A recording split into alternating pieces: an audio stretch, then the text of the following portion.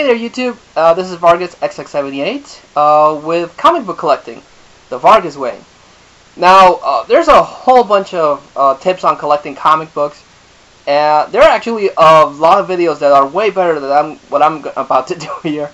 But I just wanted to give tips on how to collect comic books, or at least the tips that I've used and that have worked for me for these last 20 plus years of collecting comic books. Now, comic book collecting is an amazing hobby, and right now you could do it digitally. You can download comic books on the computer or on the iPhone or on the iPad, but I feel that you really miss out on the experience of actually collecting a physical comic book. You really get a lot out of going to the actual comic book store and seeing all the wonderful books that they have on display. You do kind of miss that interaction with other people talking about comic book art, or the comic book storylines, or the comic book writers, comic book companies, and you really get a lot out of going to comic book conventions, you know, on pulling out your pull list and finding the books that you need to complete your run or your collection. And at least I get a real sense of joy out of all of that. And in YouTube, there's an amazing comic book community. And again, you get that out of collecting this amazing hobby, which is comic books. So, the purpose of this video, even though I kind of lost track of it, was comic book collecting. My tips that have worked for me for these last 20 years again. Now, let's say that you just got out of watching the Avengers and you find out that it's based on a comic book. So hopefully that will get you interested in buying the comic books. So you decide not to go digital, you actually want the physical copy of the books. You go into your comic book store, and if you have one locally, and you are just thrown back by the insane amount of books that there probably are.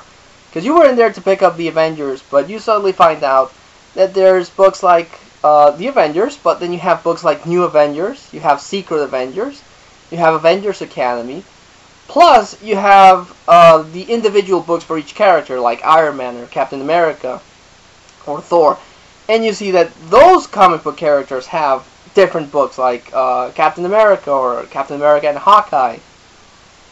And you're like lost in this sea of books, and you don't know what to do. Best advice I could give you is make sure what you want to collect. Don't collect everything.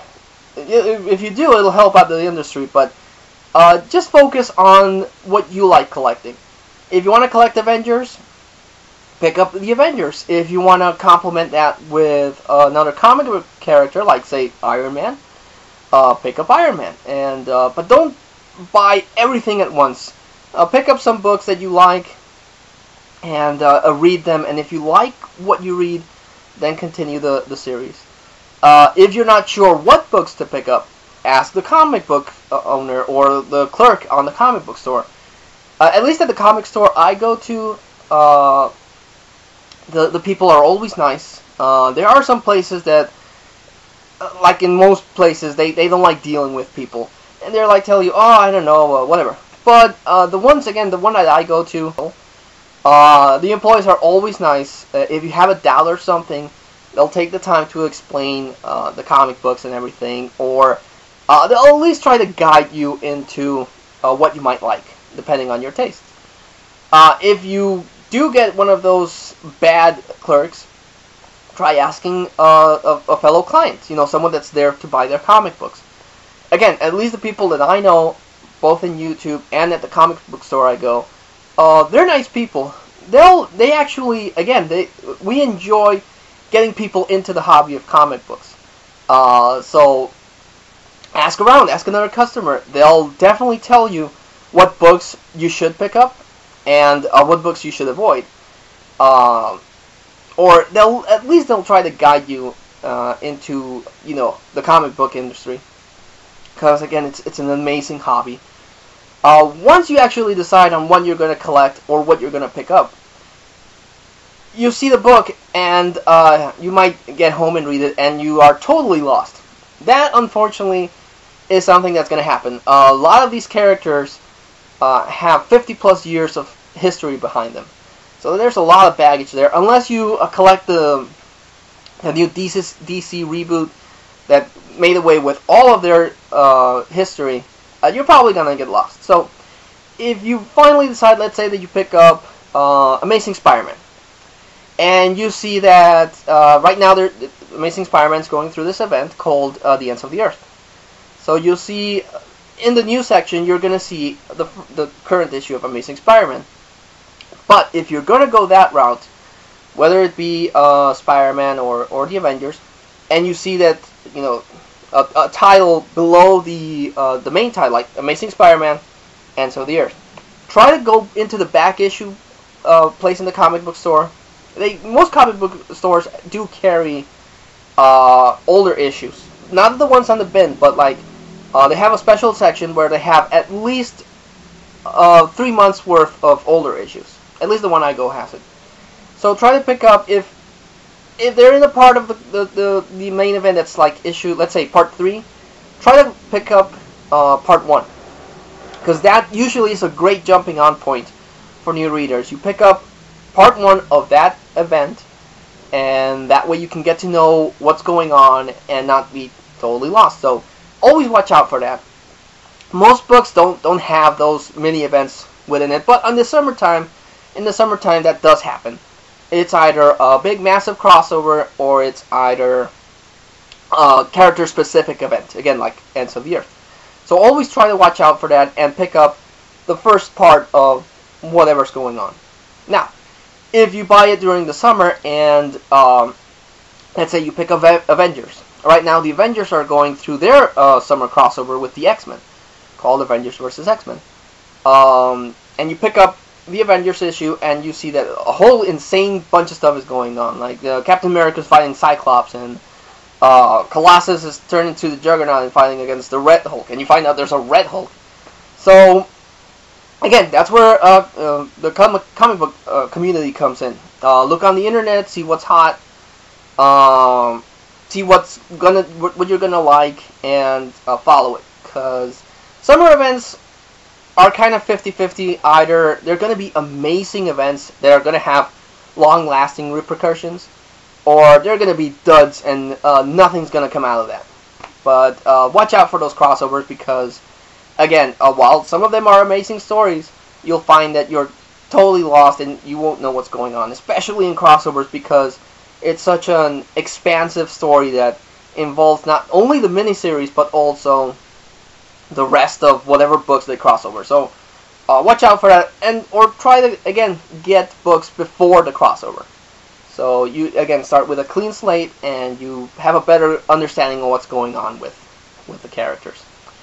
Also, everyone is free to collect comic books in any way they want. You know, I have a way to collect comic books. Someone else has a different way to collect comic books. Everything's okay. I'm not here to judge that. But don't go into comic book collecting, or try not to get into comic book collecting, thinking that you're going to buy an issue and somewhere down the road it's going to be worth $1 million. Because the only reason older comic books are worth what they're worth is because there's not that many of them in the world. Let's say Action Comics. Action Comics, the first one, and the first appearance of Superman, came out in 1938. During wartime, a lot of the comic books were either destroyed so they can use the staples and stuff, or the paper itself. So not a lot of surviving Action Comics exist. So comic book value is based on the importance of the book and also the rarity of the book. Nowadays, you can get comic books fairly easily, either, again, physically, which is the best way, or digitally. So comic books are not going to be worth as much as the older 30s or 40s issues. Even the 60s issues are worth a lot for the same reasons, because there's not that many of them. And those that are worth more because they're in better condition. So don't go into comic book collecting, or again, try not to get into comic book collecting thinking that you're going to be rich. Get into comic book collecting because you're going to enjoy the comic books. I think there's nothing sadder, in my personal opinion again, there's nothing sadder than a book that's not read. Comic books are meant to be read. People put a lot of effort into creating this awesome thing called the comic book. The writer in writing the story, and the artist in giving life to the book. And nothing beats reading a comic book. So read the comic book. Don't just buy it and then shelve it somewhere, thinking that you're going to make a fortune. Because in today's market, it's really, really rare that a comic book is going to be worth a lot of money. Also, don't fall into the trap of buying the first issue. What I mean is that Marvel and recently DC tends to do that they cancel a series, release a brand new issue 1 to get people to read the book, which is great because it helps the industry. But at the same time, people go into it thinking that it's a #1, so it's going to be worth a lot of money. But then, Marvel, especially Marvel, has this annoying thing where they start a new issue, a new series with issue 1, and then somewhere along the line where they're going to reach the anniversary issue, let's say the series gets canceled in issue 580, and this is something that happened with Fantastic Four a while ago. They canceled Fantastic Four and they release a new series with a brand new #1 called FF. The series continues, but when chronologically they would have reached issue 600, they release again Fantastic Four 600, but they still continue FF. So now you have a gap between Fantastic Four 580 and Fantastic Four 600 because there's no Fantastic Four in the middle. There's just FF. So don't fall into that trap where you're going to buy only first issues because you think they're going to be worth a lot of money down the line. That's, again, if the Fantastic Four example happens, your #1's not going to be worth as much as you thought. So, yeah, watch out for that. The other thing, most people only pick up issue 1 of whatever relaunch they do. Again, they think that it's a #1, it's going to be worth a lot more money. But if you're even if you're going to go that route, always try to pick up issue 2. Pick up issue 1, but also pick up issue 2. The reason for that is because issue 2, not always, but usually issue 2 is actually ends up being worth more than issue 1.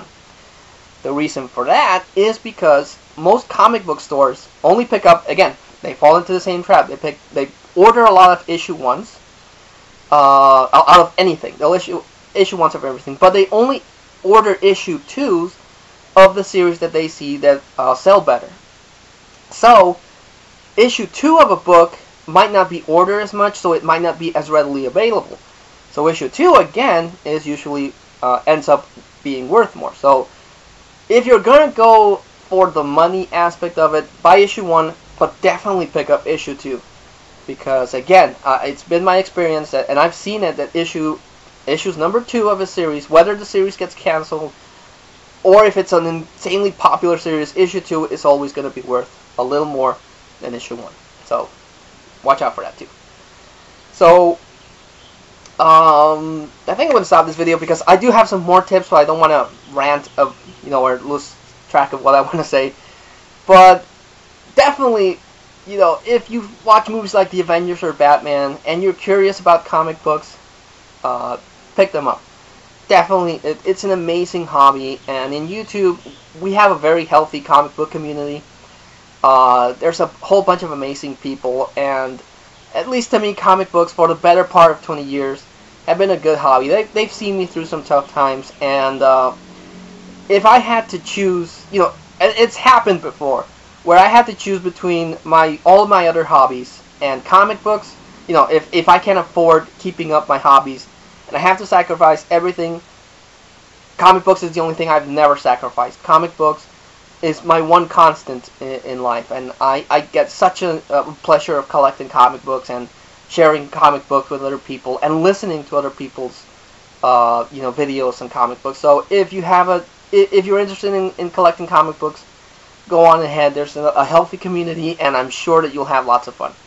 But again, like I said, I'm gonna stop this video, and I'm going to make part 2, where I talk a little bit more about comic book collecting and on how to maintain and preserve your comic book collection. So I hope to see you then. If you like this video, please leave a comment.